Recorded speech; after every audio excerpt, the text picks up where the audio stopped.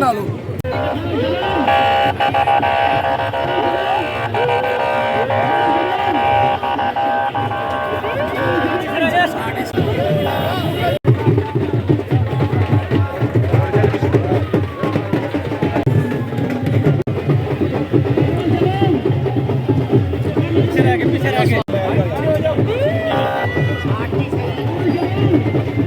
क्योंकि आज इतना भरपूर उनका इस्तेमाल यहाँ पे किया गया था। इस वक्त देखा जा सकता है कि गाड़ियों की एक तवील कतार का हद निगाह इस वक्त आपको गाड़ियां ही दिखाई दे रही हैं।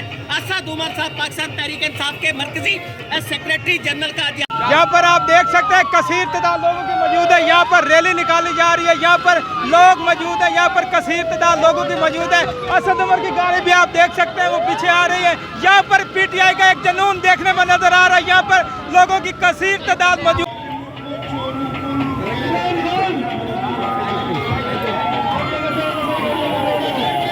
जी बिल्कुल, आप देख सकते हैं साहिबजादा महबूब सुल्तान की क़यादत में आज एक बड़ी रैली निकाली जा रही है। लोगों की कसीर तादाद ने रैली में शिरकत की है। ये आप देख सकते हैं नाज़र आ जा